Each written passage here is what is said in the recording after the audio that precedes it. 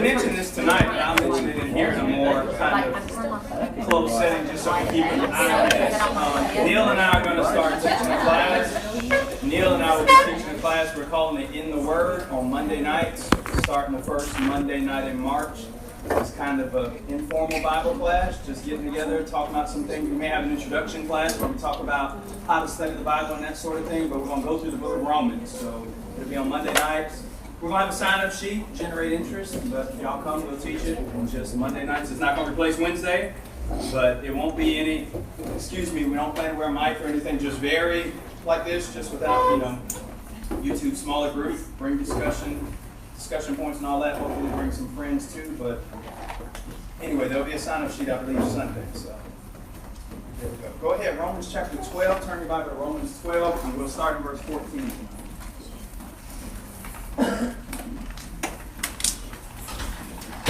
So last time we were here, I wasn't here last week. I was at the Free Parliaments, but we've got 2 more classes, this one and one more next week. So tonight I plan to do Romans 12, 14 through 18, and then finish with 19 through 21. And if we've got some time, we may do some recap type material. But tonight is Romans 12, 14 through 18. Now, the last time we talked about 13 with hospitality. Tonight we pick up with Paul's words in verse 14 about blessing and cursing. So I'll read 14 through 18 and then we'll discuss it. Bless those who persecute you. Bless and do not curse. Rejoice with those that rejoice and weep with those who weep. Live in harmony with one another. Do not be haughty, but associate with the lowly. Never be wise in your own sight. Repay no one evil for evil, but give thought to do what is honorable in the sight of all. If possible, as much as depends on you, live peaceably with all men. So we finished the last time, like I mentioned, on this idea of contribute to the needs of the saints and seek to show hospitality. Now tonight in verse 14, Paul's going to talk about how do we respond to people that are against us. Now this will be fleshed out more, really 17 through 21, but especially 18 through 21, where Paul's going to talk about not avenging and what is this whole idea about heaping coals of fire on people's head. How do we do that? What does that look like? But just for now, let's deal with Paul's words in 14. Right? Because in 14, I think we're challenged in a way that we're not challenged in 19 through 21, or even in verse 17, where Paul talks about not rendering evil for evil. But in 14, Paul says we're not to do one thing, and then he's going to call for us to do something else that I think is probably one of the most challenging things in Romans chapter 12. But more on that in a moment. But just remember that this is an imperative. This is a command, what Paul is talking about here. Second, the irony is the person that's writing these words in Romans chapter 12. So the first thing is this is a command. What Paul says, bless those that persecute you, bless and do not curse. This is a command. And that's going to make sense in a minute because what he calls for us to do is something I don't know. I mean, you can only be a Christian to do what Paul calls for in the second half of this. But the second ironic thing is the person that's writing this knows what it's like to persecute other people. To say this to Christians, in Acts 26 he says, I compelled them to blaspheme. So yeah, we know he persecuted, he stood at the death of Stephen, but what would you have to do to Christians to compel them to recant, to blaspheme? I don't know, but it was torturous for sure. And so Paul is writing this from the position of a persecutor, and he's saying, when people persecute you, this is the way you ought to respond. It just may be the case, I can't prove this biblically, but it may be the case, that Stephen's response at the end of Acts 7, Lord, lay not this sin to their charge, receive my spirit, Acts 7, 58 through 60, softened Paul up just enough for the interaction on the road to Damascus. It may be the case. And so Paul's writing this some 20 years later. He's saying, hey, I know what it's like to persecute other people. If you bless your persecutors, they'll be thrown off. They won't know what to do. It just may be. So Paul says, bless those that persecute you. What is persecution?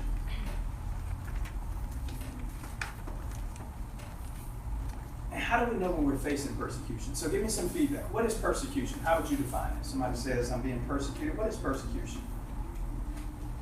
Persecution takes a lot of different forms. Correct. But it's always the similarity between any form of persecution, whether small or great, is going to be opposition to a person's worldview, you can say. In this case, we're talking about their religion.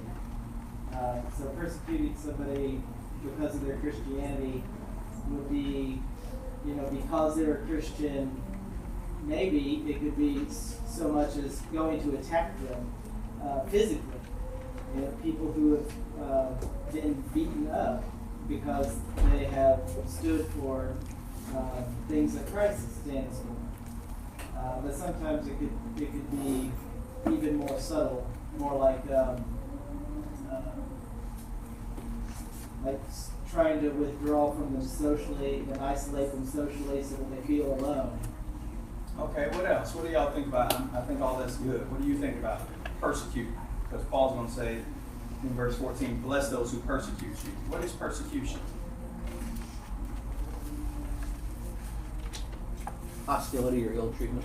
Hostility or ill treatment is a lot closer to the textbook definition. This word dioko, it means to harass somebody, to persecute them. Sometimes it can be used in Greek to chase somebody down, right? So somebody could be chasing you down. Paul uses it earlier in this context when he talks about being fervent in spirit and that sort of deal. But yes, to be express hostility, right? So that means persecution is not always bloody.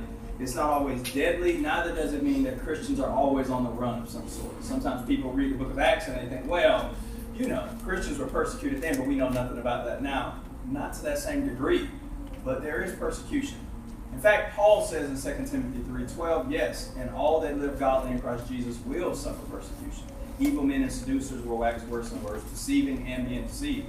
So as long as you live godly, you're going to be persecuted. That doesn't mean we're to have a martyr complex and ask for it or demand it, right? But there will be persecution, and it's not always what we think. So the early church faced it. You read the book of Acts, starts in chapter 4. They're persecuted. What's their response to persecution? They have two.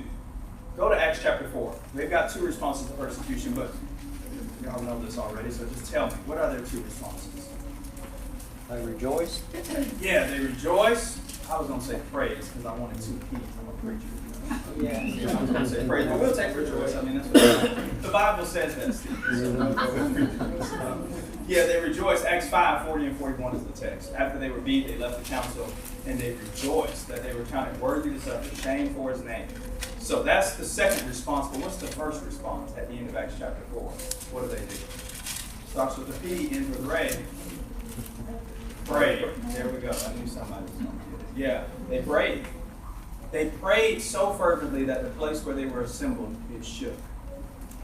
They didn't pray for an easier mission field. They didn't pray for a lighter burden. They didn't even pray for rescue. They prayed for stronger backs. They said, God, make us bold so that we might speak your name. They quoted a psalm from David, and they just went forward. They prayed and they praised. The Lord rejoiced.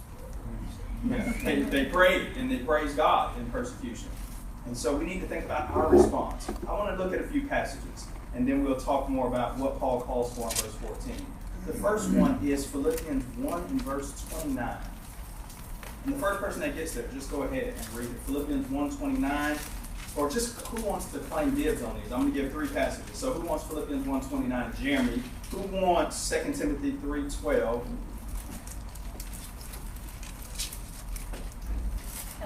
Kelsey. 3:12, and then Matthew 5, 10 through 12. Matthew 5, 10 through David, you think, of course you can have it. Yeah, I thought I saw your hand raised right there. Maybe I did. But I wanted to be raised. That's right. All right, Philippians 1:29, Matthew 5, 10 through 12 would be the last one, but there was Chelsea doing 2 Timothy 3:12. So just read these back to back. For it has been granted to you that for the sake of Christ you should not only believe in him, but also suffer for his sake.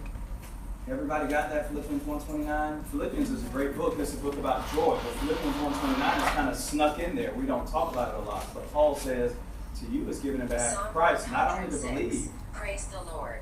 Give Praise thanks the Lord, too. Is Siri in my Bible class? Does she know the water? I don't know if she'll rise from the watery grave, but we can do it.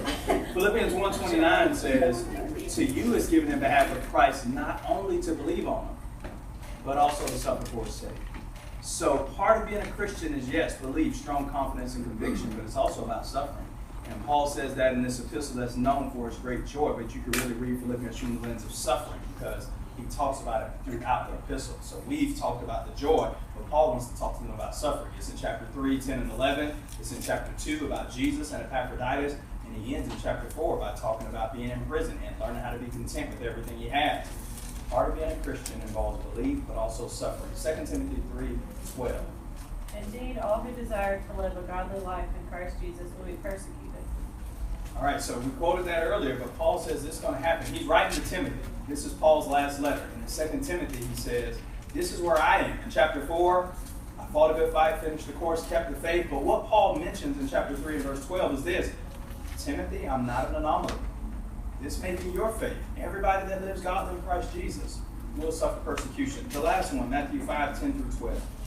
Blessed are those who are persecuted for righteousness' sake, for theirs is the kingdom of heaven. Blessed are you when they revile and persecute you, and say all kinds of evil against you falsely for my sake. Rejoice and be exceedingly glad, for great is your reward in heaven, for so they persecuted the prophets who were before you. All right, and so that's one of the Beatitudes again. It's important, but I think it sometimes gets left off. Like if you memorize the Beatitudes, we know poor in spirit, those that mourn, the meek, the hunger and thirsting for righteousness, the merciful, all the Beatitudes. But we don't talk a lot about 10 through 12. But Jesus, and he saved that one for last to say, hey, when you're persecuted, you align with the prophets which are before you, and most importantly, you align with Jesus. So back to Romans 12:14. Bless those who persecute you. One of the reasons why it's a blessing is because you align with Jesus and the prophets when this happens. Now, here's the question. What do you think the Bible means in verse 14 when it says bless those and don't curse? We get the don't curse part, right? What does it mean when it says bless them?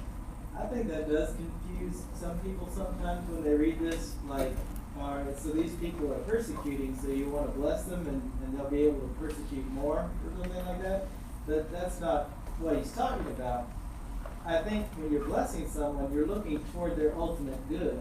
As in, if they receive the blessing, they will, like Paul, stop being a persecutor and become a Christian. You want their ultimate good. You don't want them to be paid back evil for the evil they're giving. You want them to get the best good that there is, to repent and know Jesus and have the same blessing that you have. That's the ultimate goal. God wants everybody to be saved, doesn't he? And come to the knowledge of the truth. But let's get more concrete. Paul says, bless those that persecute you. So this couldn't be abstract. Paul's not getting at something well, and I agree with it, with what you said, Andy, but Paul's calling for something just a little bit stronger than even that. Paul's not saying, if some people want to kill us for being Christians, we hope that they're saved and we wish the best for them. And I don't want to misrepresent Andy. Maybe you were saying more, but that's not nearly the idea here. There's something even stronger than that Paul's calling for people to do who are under the threat of persecution. Gary? If I remember right, I think this word means to have a high view of someone, so that you say, at least in your mind, something good about them. But it's not just something you say because you feel like you should, but it's words that come from fruition. Yes, now we're getting warmer. So I don't know if y'all heard Gary in the back, but he said this word means to have a high view of somebody to where you speak well of them or something along those lines. And now we're getting closer to what Paul's talking about, because it is something about what we say. They're saying something to us, and Paul is saying you say something back, right? You're to say something again, in contrast to what they're saying. We know what it's not. You're not supposed to say what? Curse. Curse. Y'all with me? We got that? No cursing them. But we're supposed to say something back. You can only do this if you're a Christian. What Paul is going to call for us to do, I thought I saw another hand. That's the love of your enemies. Loving your enemies. What this word here means in this context, this word is eulogeo. That's the Greek term. It normally means to speak well about somebody. But in this context, in Romans 12:14, you could translate it this way. Paul says, ask for God to bestow a special favor on those that curse you. That's what he's calling for us to do. He doesn't just mean in an abstract way, well, I hope things work out well for him. When he says bless, this word carries that idea to pray to God for well wishes for your enemy. I know y'all are looking at me crazy. That's what I thought when I did this work on this. That's what Paul's calling for us to do. Only Christians do this. What did Jesus do when they crucified him? Luke 23. He didn't just say, well, I hope one day in the by and by these people obey the gospel. That's abstract. Jesus said, Father, forgive them, for you know not what they do. That's blessing those that persecute you. What did Stephen do when they stoned him? He didn't just say, well, I hope they come under the umbrella of the gospel. He prayed a specific blessing that God would bless them, bestow favor on them in a good way so that they might respond. You see, Paul didn't just say, when people persecute you, don't retaliate. We probably could handle that. I mean, non-Christians could handle that. You're a living sacrifice. You're on the altar. It's not enough for you to just say, well, all right, they hit me, I'm going to go my way. When you talk to God about these people, And we'll talk about why this is the case. But when you talk to God about these people, you specifically pray that God's favor be poured out. You've got to be living a spirit-led life to do that. I know this is hard to do, but Paul, remember, it's an imperative. Paul didn't say this is a good suggestion if you get around to it. Paul says, I want you to do it. Go ahead, Dave. I got a question. With this persecution and bless those who persecute you, then we read about being blessed when we're persecuted and that type of mind frame. But why do we worry about being persecuted? What do you mean? Sometimes I think we have a mindset of we're gonna, we worry about what being persecuted, What it'll bring on? Huh? What persecution may bring on, we're worried about it? Or what we're going to lose status-wise, or with society, our standing in society. Why do we worry about that? Let me give you two answers. Well, three. One, I can't speak for everybody, but here's one thing to think about. Then I'll give another one, and anybody else that wants to add to this. And remember, we got to get to verse 18 tonight. But anyway, the first thing I would say is this. Even people in the Bible who were persecuted didn't like it. So Paul was let down through a basket in Acts chapter 9. Whenever they could avail themselves, in Acts 25:11, Paul says, I'm appealing to Caesar. I'm not putting up with this. And so there is something to be said about we don't want a martyr complex that says, and I'm not saying you're arguing for that. I'm just trying to get a little balance to this. Then I'll talk about the other side. But on the first hand, I would say it's a natural thing to not want to be persecuted, and I would even argue to be somewhat concerned about it, because it's just difficult.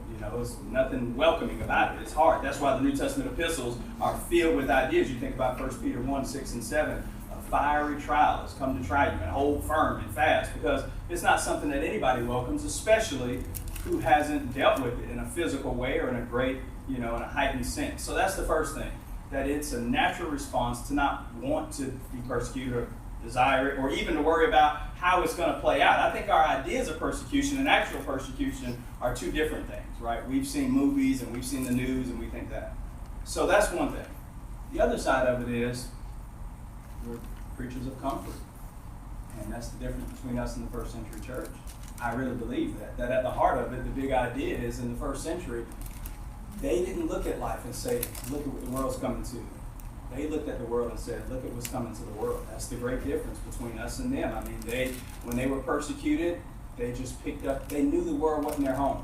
They never had the freedoms we enjoy, right? So many of them were Gentile slaves, or they came from a Jewish background, and so they weren't used to having the favor of their government, and we're blessed to have that, and I'm glad we have it, and I pray we have it as long as, I'm around, and all that's great, but we are in a unique sense as Christians. We're in a unique situation as Christians. Very few Christians throughout the history of the world have had the government in their favor and haven't dealt with persecution like we don't deal with it, at least not now. As we mentioned before, persecution is multifaceted, so we are. But I just think we're comfortable. There's a big difference. I think we're kind of persecuted in ways today with silencing us. We can't say certain things. You say certain things today, or truths, a lot of backlash will come to you, and a lot of trouble will come your way, and that's kind of worrisome.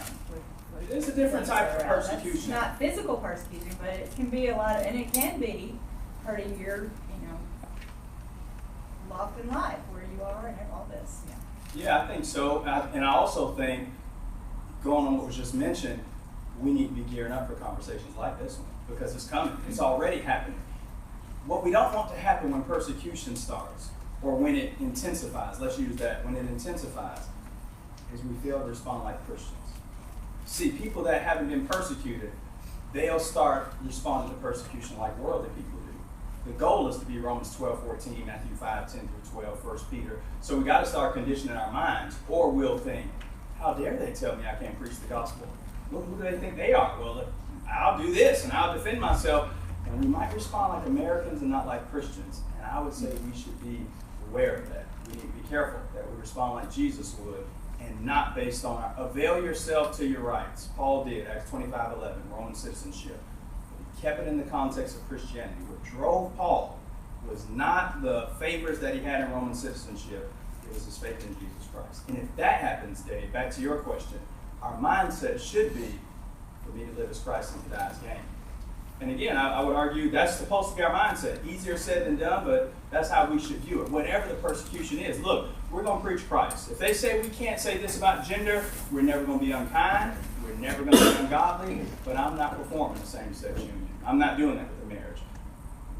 Wherever the chips fall, they just have to fall. That's just what I'm going to do. That needs to be our mindset. I don't think we need to lose sleep over it. I don't think we need 15-week seminars. We just need to read the New Testament and do what it says, and that's just how it should go. At least that's the way we should be thinking about it. Dwight, go ahead. Well, I was just thinking, we don't really, I can't remember when I've been persecuted personally. You talk to some Christians from other countries, especially countries that aren't dominated by Christianity in some respects, and they're even in danger of going 50 miles from their house. And some places, they've lived in a place for generations. And these, especially in North Nigeria, you get these Muslim terrorist things come in and shoot you up. And the government doesn't even allow you to have, if you wanted to defend yourself, you're not legally allowed to have a gun if you wanted to. Of course, the terrorists don't follow the law, but those people really do know persecution. I remember talking to a fellow from Nigeria, and he said they would have church services sometimes at the groups. The churches would get together in one of the town's, central areas, and they'd set up speakers. And he said it wasn't uncommon for you to get hit with a little rock or something while you're in the middle of worship services. And I asked him how it made him feel, and he said, well, it kind of at least you knew where they were. If you didn't get hit with a rock, you was kind of wondering what they were up to. And they were coming. And so we don't have, I personally have never, what I would call persecuted. Yeah, like I say, there are varying degrees of it. We might talk about that, but I want us to remember what Paul said. So whenever it comes, however it comes, what's going to be our response? According to verse 14, what's going to be our response? Bless. We don't bless them. So when they start to persecute us for our stance on, let's just say, creation, abortion, gender, people on that side of the aisle, people that are against us, should be coming into our assemblies and hearing us praying on their behalf. That's how it's supposed to be. According to Paul, that's what they should expect. They've got their minds made up about what they think Christianity is like, but they should be astounded by our prayers when they come into the assembly. These people don't want blood. They're not against us. In fact, they're praying for their God, who we don't believe in and don't respect, to bless us. That's how you win over your enemies. That's what Jesus did. And that's what Paul's calling for you and me to do. He's saying, I want you to pray for people, that things will go their way. Why do we do this? Well, the reason why is because, as was mentioned by Andy, it's with the hopes that the sinner will change. And if they're not changed, hopefully the mistreatment we suffer does not turn us into them in the process. Sometimes in our, what we might call righteous indignation, standing up for the truth and standing against these types of sins, we start to look like the people on the other side if we're not careful. Be as pro-life as God. I'm good with that. But don't start looking like people that are pro-choice because you're just so angry and you're just going to say whatever you want. You don't have God's permission to do that or His favor, right? Stand up for heterosexual, monogamous marriage. That's what the Bible teaches in Genesis 2. But don't start looking like the people that you despise on the other side. Love your neighbors. Jesus is saying that. Paul is saying here, when people persecute you, if they harass you, if they start coming after you because of what you believe, whether verbally, physically, or otherwise, the next words on our lips should be, I hope God works wonders in their lives in such a way that they'll realize this had to come from God. Some things that will happen in their lives to change them. Now, hopefully, our enemies will have their hearts broken with God's love, like Saul of Tarsus on the road to Damascus, and they'll turn and say, Lord, what will you have me to do? Acts 9:6. That's what we should be praying. We pray a lot about the laws in our land and stuff like that, and I think those are good prayers, but I'm telling you, this is a prayer we need to be praying, right? This is what we need to be thinking about. God blessing those that persecute us so their hearts can be turned. You're at 8, right? 8 o'clock? Okay, so we're in good shape. I forget who said it, but there's a saying to the effect of the man who fights monsters ought to be wary lest he become a monster himself. Yeah. That's the challenge, to not become like the opposition. And every time I read passages like this, my respect and my adoration for Jesus just climbs. Because you think, oh, I read the Gospels, Jesus never sinned. You know how hard that is for people to say things about you, and all you got to do is just flick them, and their soul could just splatter everywhere. I mean, he could have done it. He never used 1 ounce of strength against opposition. He never did. And he's saying, I want you to do the same thing. I want you to be the kind of person that God has you to be. Listen, the world has a gospel of its own. And the gospel according to the world is this. Don't take anything from anybody. If they say something about you, people teach their kids this. If somebody says something about you, if somebody puts their hands on you, you do this back. And if somebody does this, hey, you give them one strike now. They hit you one time. But you don't take anything. The world has a gospel of its own. And Paul is saying, listen, you've been transformed by the renewing of your mind. And one of the ways that's going to evidence itself is when people don't like you because you're a Christian. We're going to find out how religious you really are. When people start saying stuff about, are we going to say funny things about people because they're Muslims and we've got little terrorist jokes and we think it's cute, we're going to find out how religious you are. We've got all kinds of people in California are crazy. I mean, are we really serious about people being saved? Because I've said, and I've heard Christians say some things about people that we think are on the opposite side that don't line up with what Paul commands in Romans 12:14, and it's not really winsome. Which begs the question, are we really trying to win people? Or have we kind of gotten to the point where we're going to retreat in our corners, the left is over there, or whoever we want to say is the enemy, and like we're them and they're us, and we're just going to bang it out with them. They don't like us, we don't like them. And you know what's the problem with this country? You know what's wrong? If we could fix those people, or are we going to do what Paul says, what the New Testament says, and bless people that persecute us? All right, I've got to move forward on this, but you come to the Monday night class, get in Romans, me and Neil can talk to you till your eyeballs fall out. We don't have to worry about time because we won't have a song. Here are a few things to consider to help you fulfill this command. And I'm going to go quick on these, and then I'm going to go to 15. But how do you bless people that persecute you? Here are a few things to think about. I'm going to just give you these verses. I may make a comment or two, and then I've got to run. Remember, you've said things about people you shouldn't have in the past.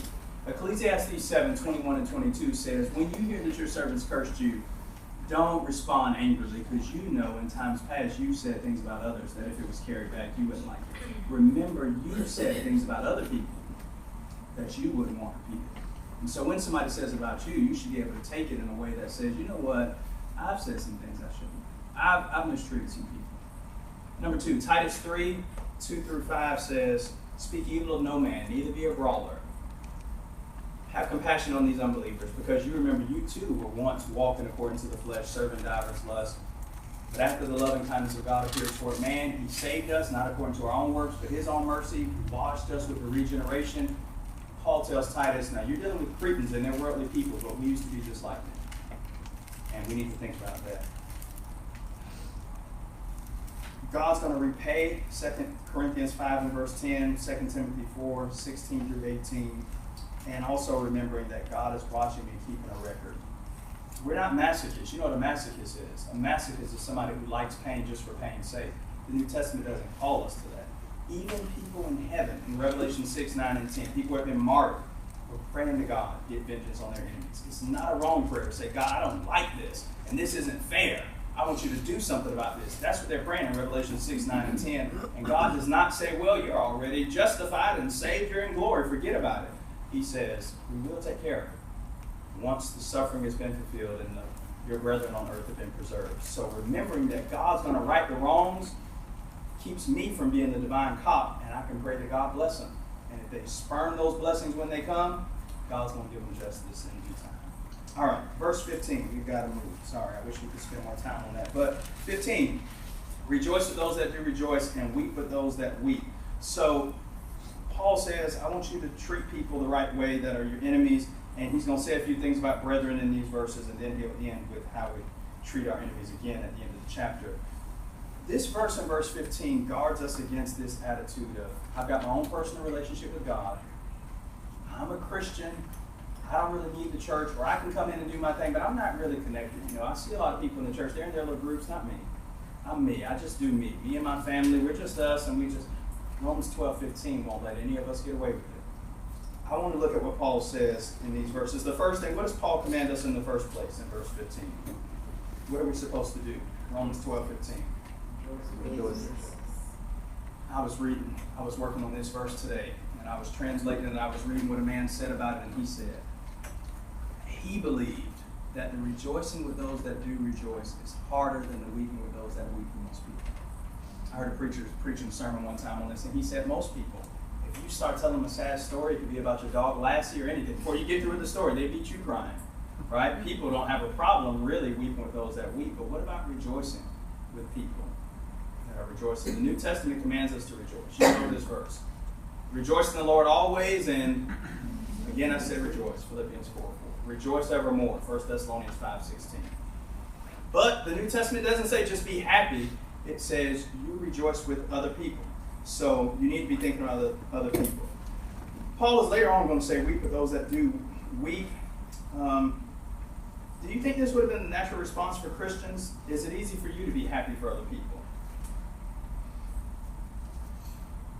When is this hard to obey? When is it hard to rejoice with people that are rejoicing? Well, I think maybe one of the times where it might be harder for a lot of people is like if jealousy gets in the way, right? Somebody has something good happen to them, and their instinct is, why couldn't it have been me? Yeah, that happens. Proverbs 14:30 says, "The sound heart is the life of the flesh, and envy is the rottenness of the bones." Whenever we're jealous or envious, if we wish it were us, Gary. I think it's a big fear. That was something that he was bringing up with that congregation, since they knew that they were about to face life-threatening persecution in 1 Peter 4:7.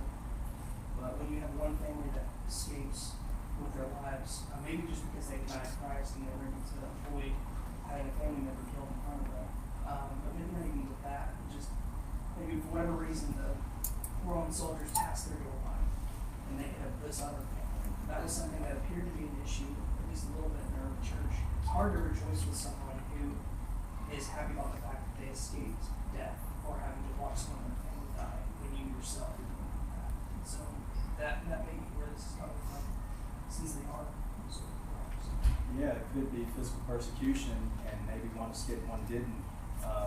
As Gary was saying, I was thinking about some other situations where that same thing may be applicable, though not due to persecution at all. You know, somebody's having fertility issues, and they just, I don't want to go to your baby shower. I just don't want to go. Now, it's another person, I just can't rejoice, or whatever. Like, hey, this person's child, you're having this sweet 16. Everybody from the church is going, well, my son died at 16. And it just conjures up, I just can't. So there are various reasons, right, that I think go along with that idea, and we need to be sensitive toward that. Any other reasons? Persecution, you see that? Be a blessing. All right, here's some I thought. Sometimes it's hard for us to rejoice when things are going well for others and we don't like their attitude or the way they behave. We think, I can't rejoice, and then they got a bad attitude.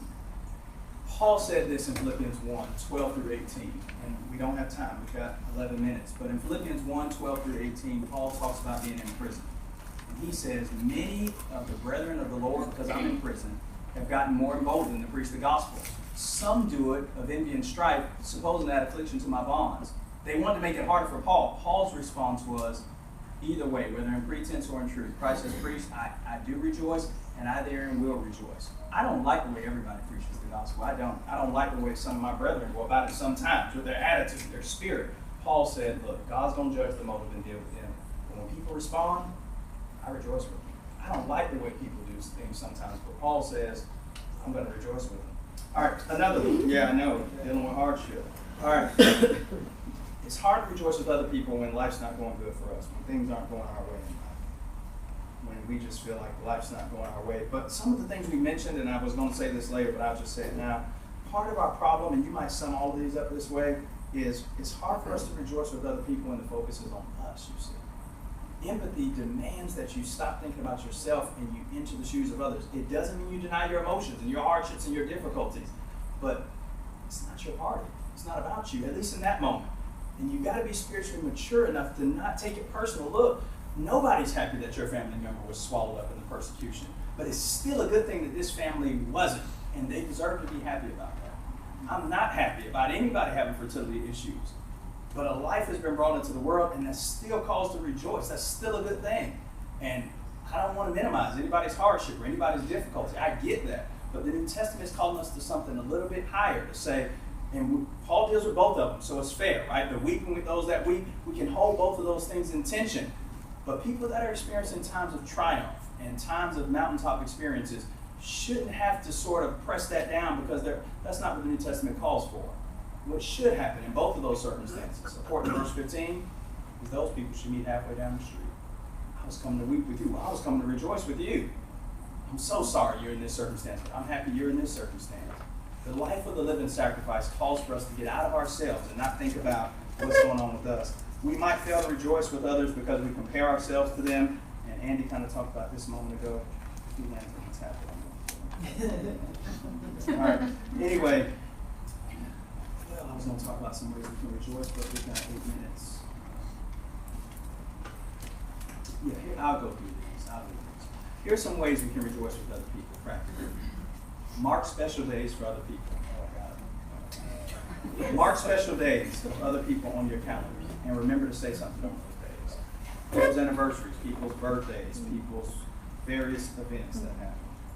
Here's another one. Be someone who tells people verbally that you're happy for them or the good that they're enjoying in their lives. Tell them verbally, I'm happy that this is going on in your life. Vocalize it.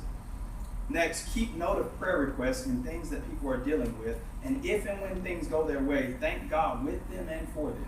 So sometimes somebody's battling cancer and something happens and we pray, and then when things come out on the other side, we kind of like, well, God took care of it and we're happy, but we forget, no, we should tell them, hey, I'm praying prayers of rejoicing now, not prayers of deliverance. You've been delivered and we're glad about it. Keep a note of things that you're praying for people in their lives.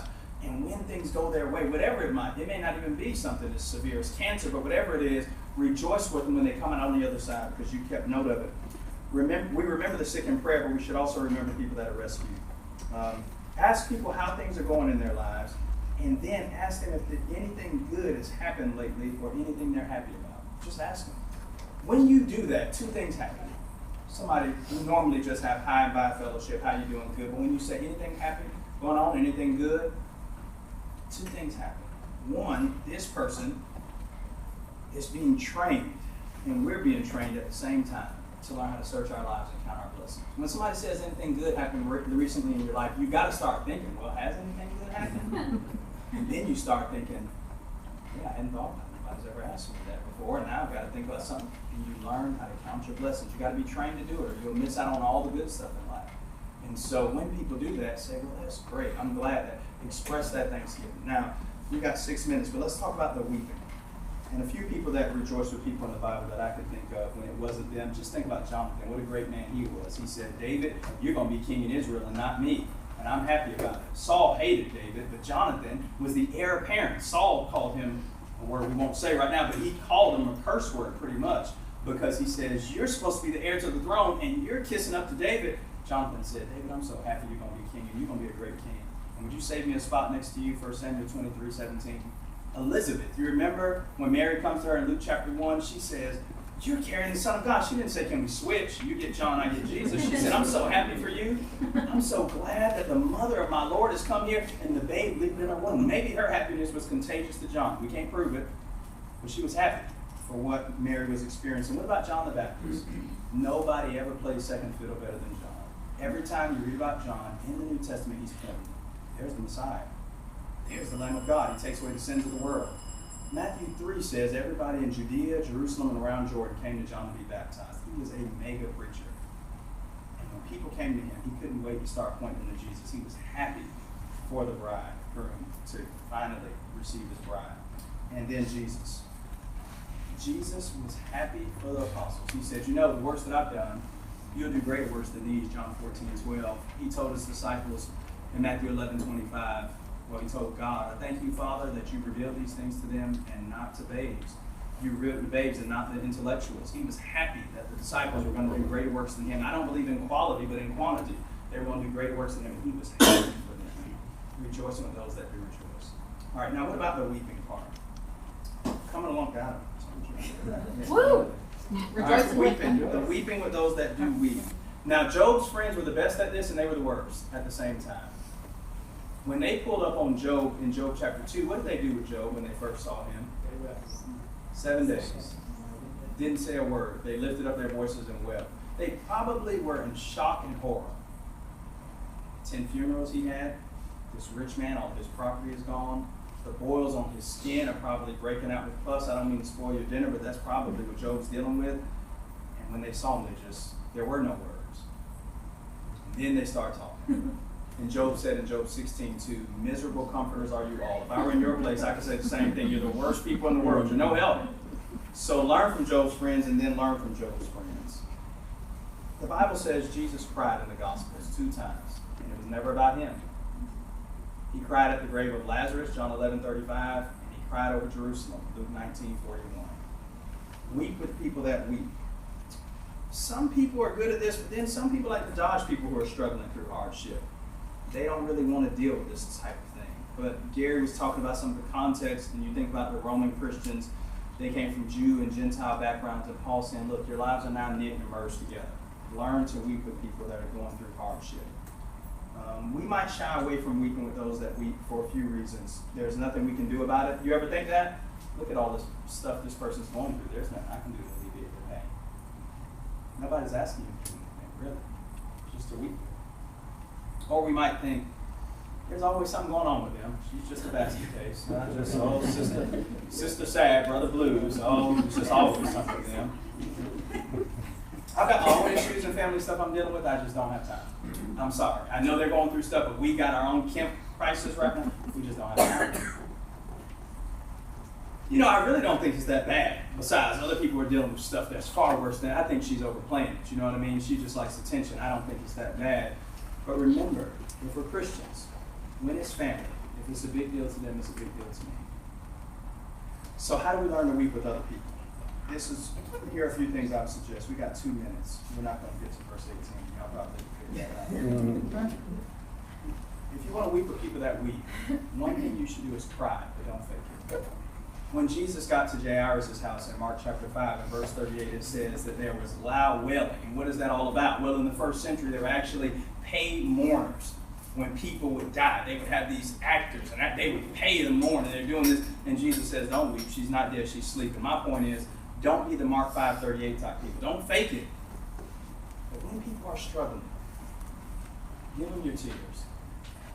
I kind of struggle with this. I don't know. I don't cry easily. I'm not proud of it. It's just the reality. Sometimes there are things that really trouble me. I see people suffering, but it just doesn't come out. I'm not asking you to fake it. I'm not asking you to conjure anything up. But we do need to develop and cultivate a tender heart to where we see people's lives broken and it just does something to us, because that's what's supposed to happen.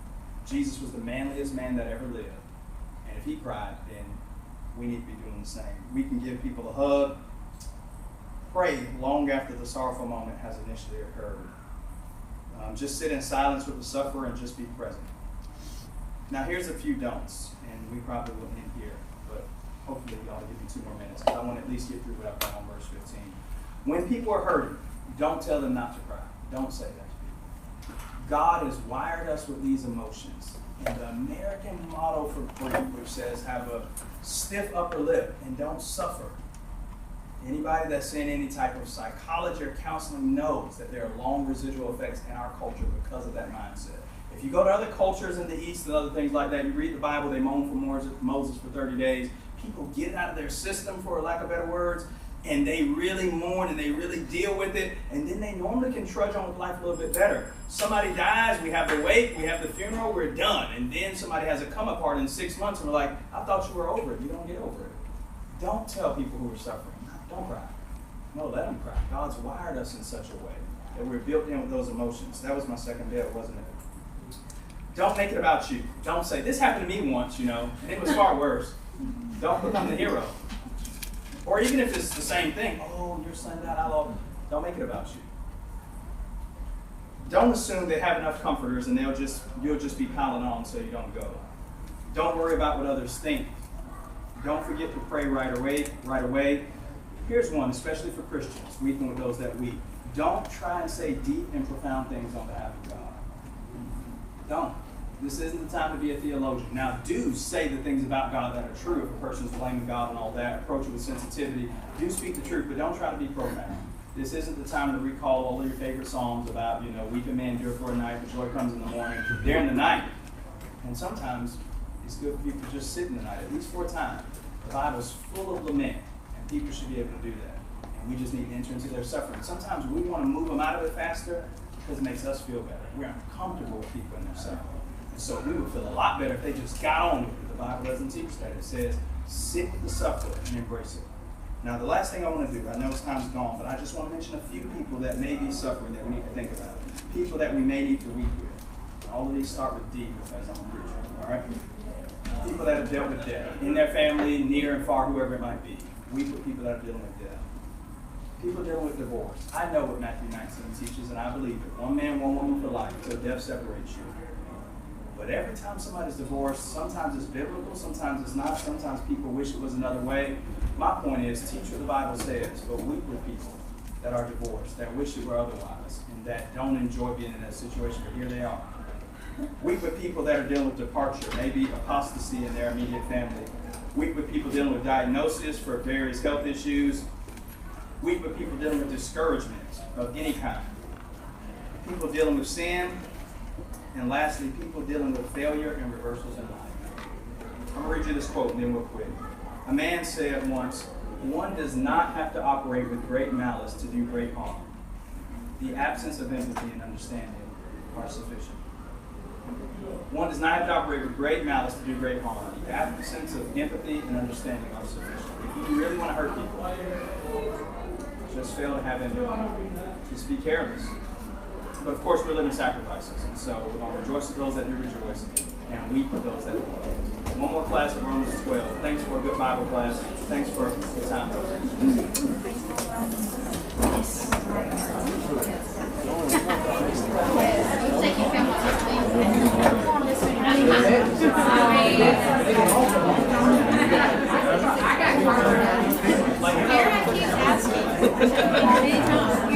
Now, I wasn't even made a treat, so I wasn't, yeah.